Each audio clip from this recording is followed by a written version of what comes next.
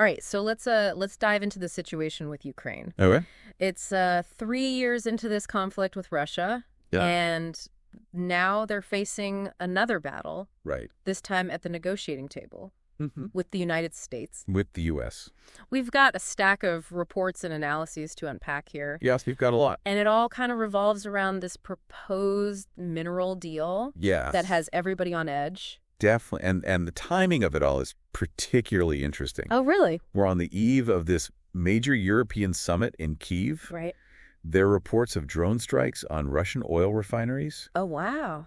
and the global community is clamoring for peace. Of course. Yet the U.S. seems to be prioritizing its own agenda. Yeah. They're pressuring Zelensky to sign this controversial deal. So you've got Zelensky fighting like crazy for his nation's survival. Right. And on the other side, we have the U.S., Mhm. specifically the Trump administration, Yeah. making a play for Ukraine's natural resources. That seems that way. So the question we're going to try and answer for you today is this. Okay. Is this purely a power grab by the U.S., Mm-hmm. or is there some genuine intention to help secure a peaceful Right. and prosperous future for Ukraine? The sources you've provided paint a really complex picture. Yeah. We've got timelines, Huh? key players, Right. even glimpses into the backroom negotiations. Wow. But the one thing that jumps out is this mineral deal. Okay. It's at the heart of the tension. All right, let's unpack this deal then. Yeah, let's get into it. From what I'm seeing here, the U.S. wants access to Yeah. what Trump himself called rare earth and oil. Anything they can get, really. Right. And in exchange, Yeah. they're dangling continued aid in front of Ukraine. Uh-huh. The proposal on the table Yeah. requires Ukraine to hand over a whopping 50% Wow. of its natural resource revenues Okay. to a U.S.-controlled fund Right. until that fund reaches a staggering $500 billion. Now, to fully grasp the weight of that number, Yeah, $500 billion. you have to remember that Ukraine's entire economic output in 2021, Okay. before the war ravaged their economy, Yeah. was less than half of that. Oh, wow. It's an astronomical sum Yeah. for a country that's already struggling just to keep its head above water. And it's no surprise that Zelensky is pushing back hard against this. Yeah. He's saying it would take 10 generations of Ukrainians Right. to even come close to repaying that amount. It's a lot. And the terms, frankly, sound more like a loan I was going to say. with a 100% interest rate than actual aid. Yeah. He even said, and I'm quoting him directly here, Okay. I am not signing something that 10 generations of Ukrainians will have to repay. Wow. Strong words. Yeah. But it goes deeper than just the financial terms. Right. One of Zelensky's biggest concerns, and rightfully so, Mhm. is that this deal offers absolutely zero security guarantees. Oh, wow. Given that Russia is still actively waging war against Ukraine, Right. that's a massive red flag. Huge. He's essentially being asked to gamble his entire nation's future Wow. on the hope that American economic interests will be enough to deter Russia. Okay. It's a huge risk. It seems like Zelensky is putting more faith in his European allies at this point. Well, yeah. He's pushing for an alternative plan, Mhm. one that involves seeking support from Europe Okay. and pushing for peace talks where Ukraine actually has a voice at the table. Right. This upcoming European summit feels like a strategic countermove Yeah, it does. to the pressure he's facing from the U.S. Definitely. So that raises a critical question then. What's that? What happens to Ukraine? Yeah. If they flat out refuse to sign this deal with the U.S., Mhm. will we see a reduction in vital U.S. aid? Right. Could this lead to Ukraine being isolated on the world stage? Those are big questions. And to make things even more volatile, Yeah. Trump has publicly questioned Zelensky's legitimacy, Oh, wow. even going so far as to echo talking points straight out of the Kremlin's playbook. The tension between these two leaders is incredibly thick. Yeah, and that's where things get really fascinating. In what way? What do Trump's actions tell us about the direction of U.S. foreign policy? Right. Is this a sign of things to come? Mm-hmm. And how might all of this impact international relations Yeah. and the global balance of power? So we've set the stage. Yeah. We have a nation ravaged by war, Right. trying desperately to rebuild. Mm-hmm. And at the same time, Yeah. they're facing immense pressure from a global superpower It's a tough spot to be in. with its own interests at play. Absolutely. So where do we go from here? Well, before we jump ahead, Okay. let's dig a little deeper into why Zelensky is so adamantly opposed to this deal. All right, like what? You mentioned the eye-watering sum of $500 billion. Yeah. But there are more nuances to his resistance. What else is he concerned about? One detail that might have slipped past you. The deal stipulates that for every single dollar of aid received from the U.S., Ukraine is obligated to repay double that amount. Wait, so it's not even a one-to-one repayment. They're expected to pay back double. Exactly. Wow. Zelensky himself labeled it a 100% loan. Oh, geez. And pointed out that the initial aid given was in the form of grants, not debts. Okay. This essentially transforms future aid into a high-interest loan. Right. Piling even more onto a nation that's already struggling to rebuild. That's a huge point. It is. It really reframes the U.S.'s intentions, doesn't it? It does. It feels less like genuine help and more like securing a hefty return on their investment. Precisely. And this ties directly into Zelensky's argument. Yeah. That the $500 billion figure is completely out of proportion to the aid they actually received. That's right. He pointed out that under the Biden administration, the U.S. sent around $120 billion to Ukraine. So where does this massive $500 billion figure come from? Right. It seems arbitrary, almost punitive. It does feel like the U.S. is trying to capitalize on Ukraine's vulnerable position. Yeah, and to add insult to injury, there's this whole issue of who controls the fund. Right. We can't overlook that. The proposed deal gives the U.S. 100% financial interest in that fund. Okay. Think about that. A foreign power having complete control over a huge chunk of your nation's natural resource revenue. Wow. This raises some serious questions about Ukraine's sovereignty. Yeah. And their ability to achieve long-term economic independence. It almost feels like a neo-colonial arrangement, doesn't it? That's a strong term. Yeah. But it's not hard to see why some people might make that comparison. I see. Zelensky himself expressed reservations about splitting 50-50 without knowing what's ahead. Right. He's understandably cautious about relinquishing control over such crucial assets. So what options does Zelensky realistically have at this point? Yeah, that's the question. We talked about the European summit, but is that really enough to counter the immense pressure being exerted by the U.S.? That's the million-dollar question. Right. The summit is a strategic play by Zelensky to showcase that Ukraine has other avenues of support. Right. He's essentially saying, we're not solely reliant on the U.S. His hope is to secure military aid from Europe.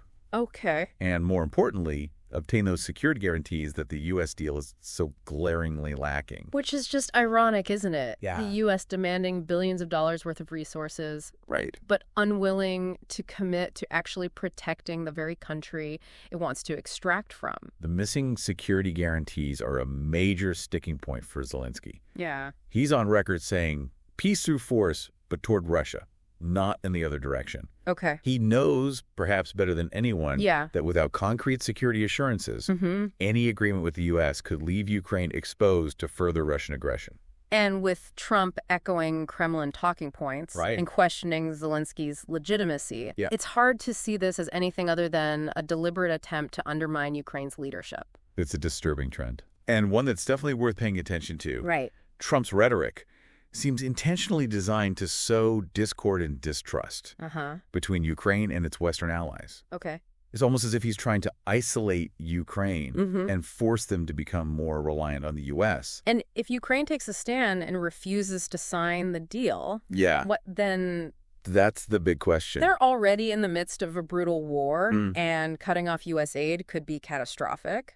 The consequences of a refusal are still unclear, Okay. but the implications are potentially devastating. Right. The sources we've reviewed suggest that a rejection could lead to a decrease in U.S. aid and possibly a cooling of relations between the two countries. Oh, wow. Zelensky himself admitted that he might have no choice but to sign Really? if Ukraine cannot do without it. It's a heartbreaking dilemma. It is. A nation fighting for its very existence, forced to choose between economic exploitation and the possibility of being abandoned by its most powerful ally. And it really underscores the brutal reality of international relations. Right. Power dynamics often dictate the terms of engagement. Yeah. And smaller nations like Ukraine can find themselves caught in the crosshairs of larger geopolitical ambitions.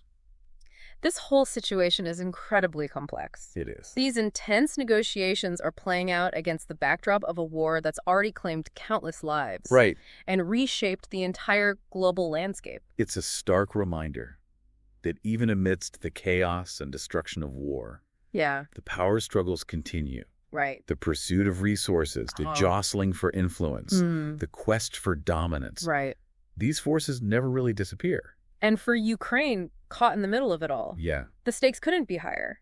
Their very future as a sovereign nation hangs in the balance. It really does. And the decisions made in the coming days could have ripple effects that extend far beyond Ukraine's borders. I agree.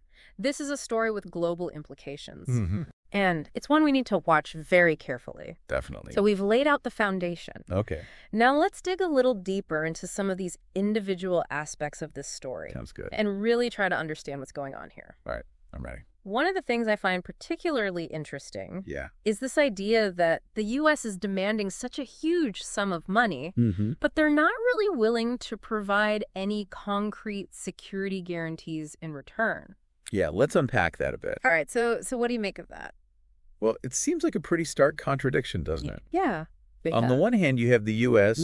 asserting its economic interests and demanding a significant return on its investment. But on the other hand, they're hesitant to commit to actually protecting the very assets they're seeking to control. It's almost as if they're saying, we want the profits from these resources, but we're not willing to risk American lives or resources to defend them. It definitely raises questions about the sincerity of their commitment to Ukraine's security. And it puts Zelensky in an incredibly difficult position. Of course. He's essentially being asked to choose between economic survival and national security. Yeah, those are two fundamental pillars of any nation's existence. Exactly. And to be forced to compromise on one for the sake of the other, that's a truly daunting prospect. So how do you think Zelensky is weighing these competing priorities? Well, it seems clear that security is his top concern. Yeah. He's repeatedly emphasized the need for concrete guarantees. And he's made it clear that he's not willing to sacrifice Ukraine's sovereignty for the sake of a quick economic fix.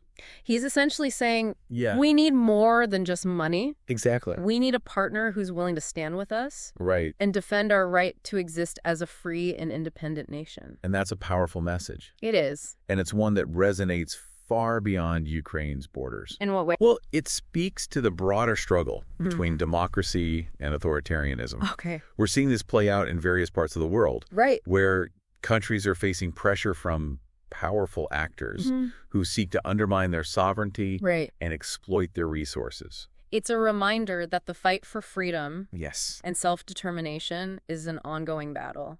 It's a battle that requires courage, right? Resilience and unwavering commitment to democratic values. So as we continue to follow this story, let's keep in mind the broader context and the implications for the future of democracy. Absolutely. Not just in Ukraine, but around the world. This is a story that's much bigger than just one country or one mineral deal. It is. It's about the fundamental principles that underpin a free and just world order. Okay. And those principles are worth fighting for. All right, so we've talked about Zelensky's perspective. Yeah. But let's shift gears for a moment. Okay. And consider the U.S.'s motives. What's driving their push for these resources?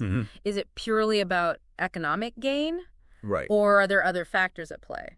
Well, it's likely a combination of factors. Okay. Economic interests are certainly a major driver. Rare earth minerals are crucial for various high-tech industries. Right. And securing a stable supply is a strategic priority for any major power.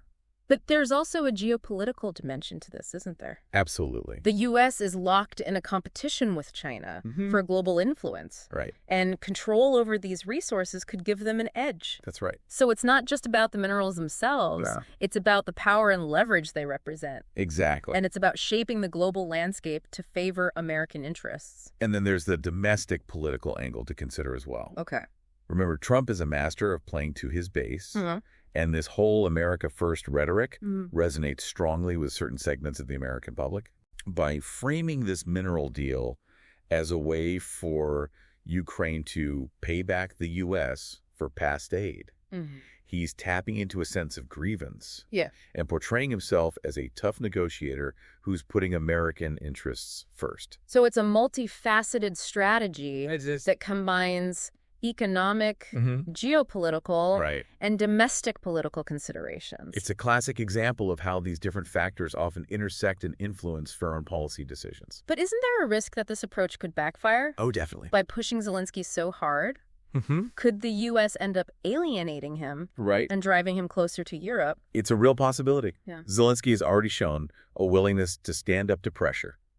And he's made it clear that he's not afraid to seek alternative sources of support. Right. If the U.S. continues to push too hard, they could end up pushing Ukraine right into the arms of the EU. And that would be a major setback for American interests in the region. It would. It's a delicate balancing act. It is. And it remains to be seen whether Trump can pull it off. The stakes are high. They are. And the outcome of these negotiations could have far-reaching consequences.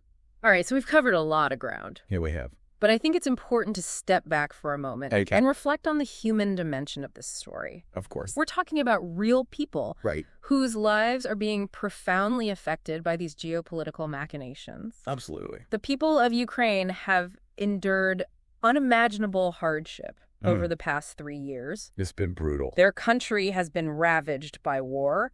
Their economy is in shambles, and millions have been displaced from their homes. And now they're facing the prospect of being caught in the middle of a power struggle. It's a tough situation. Between the U.S. and Russia? Absolutely. It's easy to get lost in the abstract discussions of geopolitics and economics. Yeah, it is. But we must never forget the human cost of these conflicts. Right. The pain, the suffering, the loss. It's important to keep those things in mind. So, as we continue to analyze this situation, let's do so with empathy and a deep understanding of the human stakes involved. I agree. Because ultimately, this is a story about people. It is. Their hopes, their dreams, and their struggle for a better future. And that's something we should all care about.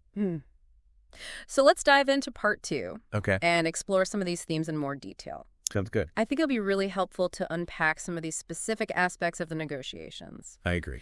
And try to understand the nuances of what's being proposed. All right, let's do it. One of the things I'm particularly curious about is this idea of the U.S. demanding 50% of Ukraine's natural resource revenues. Right. Where does that number come from? Yeah. Is it based on some kind of objective assessment of the value of those resources? A good question. Or is it just an arbitrary figure designed to exert maximum leverage over Zelensky? That's what we need to figure out. And what are the implications for Ukraine's long-term economic development? If they agree to hand over such a large chunk of their national wealth? It's a big concern. So let's delve into those questions and see if we can shed some light on this complex and controversial issue. I'm ready.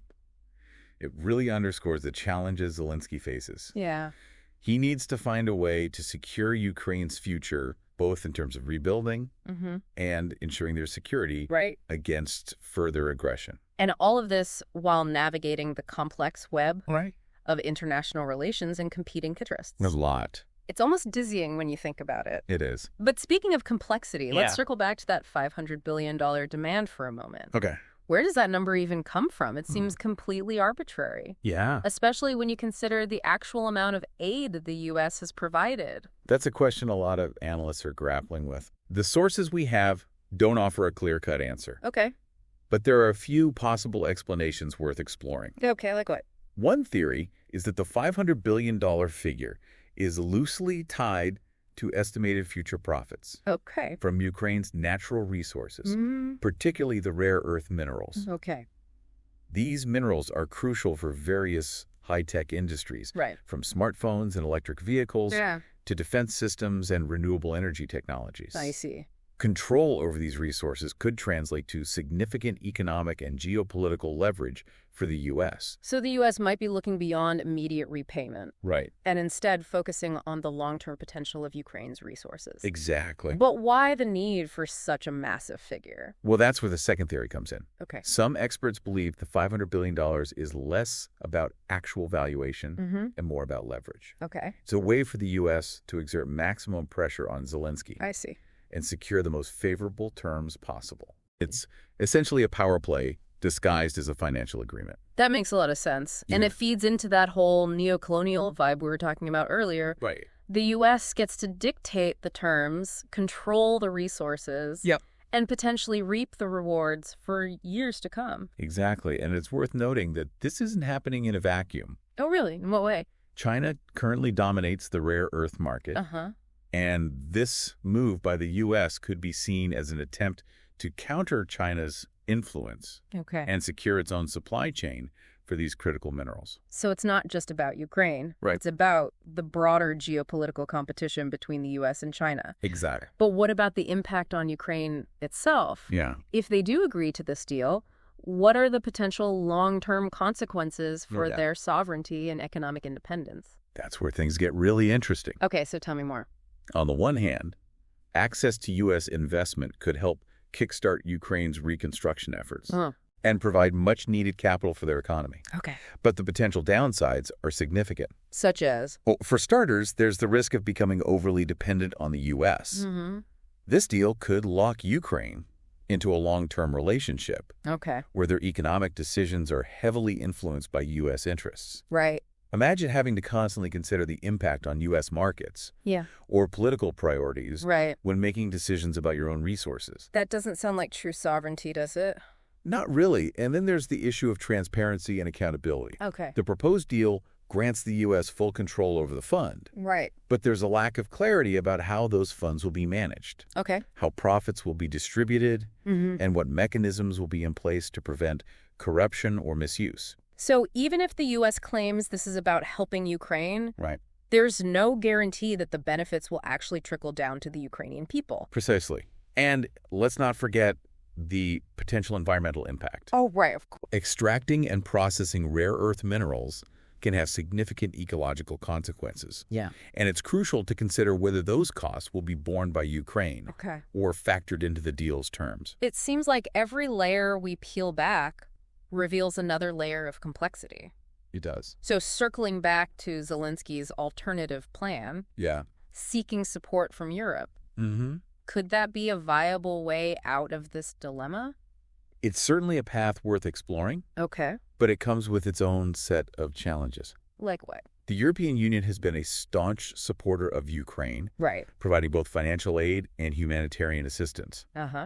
But securing the kind of comprehensive support Zelensky is seeking, particularly in terms of security guarantees, might be a tough sell. Why is that?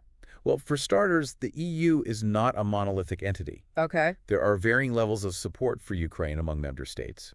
And some might be hesitant to commit to hard security guarantees, especially given the potential for escalation with Russia. So even if Zelensky manages to drum up support at the summit, there's no guarantee it will translate into concrete action. That's the reality of international diplomacy. It's a delicate balancing act of competing interests, internal politics, and strategic calculations. So if we're being realistic, what are Zelensky's chances of success at the European summit? It's tough to say. What would a win even look like for him at this point? A clear win would involve securing concrete commitments from the EU on three key fronts. All right, what are those? Financial assistance, military aid, and most importantly, security guarantees. Now, the chances of getting all three are slim. But that doesn't mean the summit is a lost cause. What are some of the more achievable goals he might be aiming for? Well, he could focus on securing pledges for increased financial aid to help with the immediate needs of reconstruction and humanitarian relief. He could also push for a unified stance from the EU, condemning Russia's aggression and reaffirming their support for Ukraine's sovereignty and territorial integrity. That wouldn't necessarily solve the security dilemma, but it would send a strong message of solidarity. Exactly. And it could also pave the way for future cooperation on issues like military training, intelligence sharing, and even potential joint defense initiative. So it's not necessarily an either situation. He could potentially leverage the summit to strengthen his position in negotiations with the U.S. Precisely by demonstrating that Ukraine has options. He can increase his leverage and potentially push back against some of the more unfavorable terms of the U.S. deal. It's all a bit of a high-wire act, isn't it? It certainly is. But Zelensky has proven to be a shrewd negotiator and a resilient leader. He's facing an incredibly difficult situation. But he's not backing down. He's fighting for his country's future, and that's something we need to acknowledge and respect. But let's be honest. This isn't just about Zelensky and Ukraine. this situation has a much wider implications for the global balance of power. Absolutely. The outcome of these negotiations will have a ripple effect on international relations. Okay. Particularly in the context of the growing rivalry between the U.S. and China. Right. If the U.S. manages to secure control over Ukraine's resources, it would be a significant strategic win. Yeah. Potentially shifting the balance of power in their favor. And what about Russia? Where do they fit into all of this? That's the wild card, isn't it? Yeah, it is. They're watching these developments very closely. Right. And it's hard to predict how they might react. Do you think they would try to intervene directly to prevent the deal from going through? It's certainly a possibility. Oh, okay. They've already shown a willingness to use military force to achieve their objectives in Ukraine. Right. And securing access to those rare earth minerals could be a tempting prize. So even if Zelensky manages to navigate these negotiations successfully, there's still the looming threat of further Russian aggression. Unfortunately, that's the reality Ukraine faces. Yeah. Their geographical location and the complex geopolitical dynamics make them incredibly vulnerable. So as we've been saying, the stakes are incredibly high. They are. But beyond the immediate crisis, there are some bigger questions we need to consider. Okay. Like, what does this whole situation tell us about the state of international relations? That's a great question. Yeah. I think this situation exposes the inherent tensions and power dynamics that often shape the way nations interact. We're seeing a clash between self-interest, strategic calculations, and the principles of international cooperation. It feels like we're moving further and further away from that ideal of a rules-based international order, doesn't it? That's a concern a lot of experts are raising. Right. The rules of the game seem to be constantly shifting. Yeah. And it's creating a sense of uncertainty and instability. And for countries like Ukraine caught in the middle of these power struggles, it can be incredibly difficult to navigate. Absolutely. They're forced to make tough choices. Yeah. Often with limited options and significant risks. It's a reminder that international relations is rarely about clear-cut right and wrong. I agree. It's about navigating complex dilemmas and making the best possible decisions in incredibly challenging circumstances. And that's what makes this situation so compelling. Yeah. It's a real-life case study in the complexities of international relations. Okay. And the high stakes involved. And as we delve deeper into these complexities, it becomes clear that this story is about much more than just minerals and money. Right. It's about the future of democracy, the limits of international law, and the enduring struggle for power and influence on the global stage. And at the heart of it all, it's about the human cost of these conflicts. Right. It's about the lives disrupted, the families torn apart, the dreams shattered by the brutal realities of war and geopolitical maneuvering. So as we move into the final part of this deep dive, let's try to keep those human stories in mind. I agree. Because ultimately, this isn't just about abstract concepts or geopolitical chess moves. Yeah. It's about real people whose lives are hanging in the balance. And those lives deserve our attention and our empathy. Yeah, it's easy to get lost in the geopolitical chess game. It is.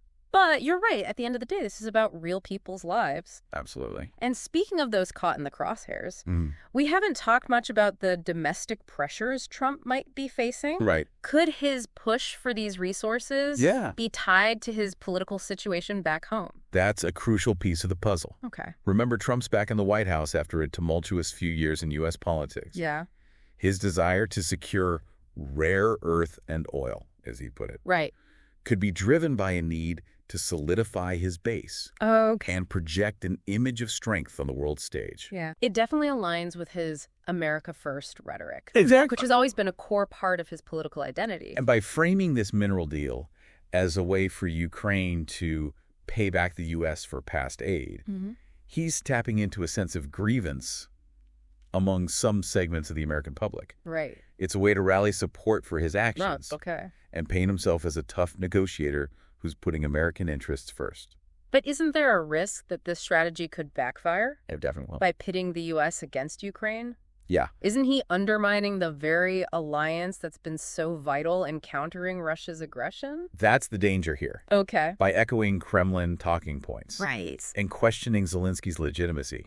He's creating a rift between the U.S. and one of its key allies in the region. Right. And that rift could be exploited by Russia to further destabilize the situation. It's almost surreal It is. The U.S. president seems to be more in tune with Putin's narrative than with the democratically elected leader of a country under attack. It highlights a concerning trend in international relations. What's that? The erosion of trust and the weakening of alliances that have been built over decades. Yeah. When the leader of a global superpower undermines democratic values and sows discord among allies, it creates a vacuum that authoritarian leaders like Putin can easily exploit.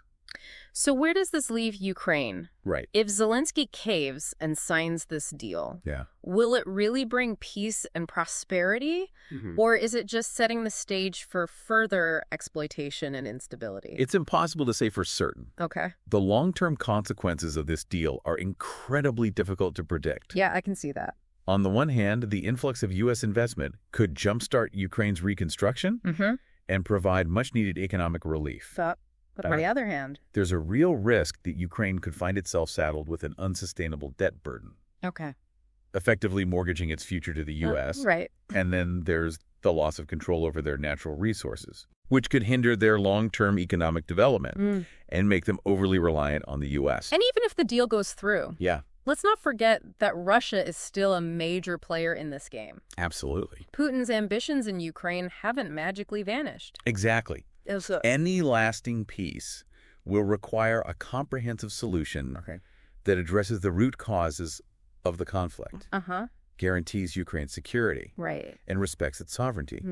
This mineral deal alone can't achieve that. So if our listeners want to stay informed about this unfolding situation, what should they be paying attention to in the coming days and weeks? First and foremost, keep a close eye on the European summit. Okay.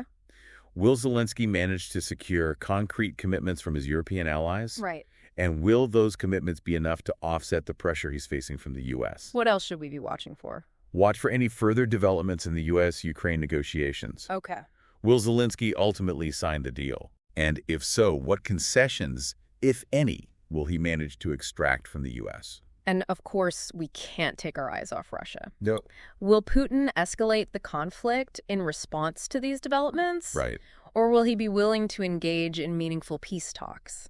It's a lot to keep track of. Yeah, it is. But this situation has the potential to reshape the geopolitical landscape. Yeah. So it's crucial to stay informed. Absolutely. The fate of Ukraine, the future of U.S. foreign policy, the stability of the global order. Yeah. It's all intertwined in this complex web of events. As we wrap up this deep dive, I want to leave our listeners with a thought-provoking question to ponder. Right. Imagine you're in Zelensky's shoes. Okay. You're leading a nation at war, facing immense pressure from a global superpower. Right. And trying to secure the best possible future for your people.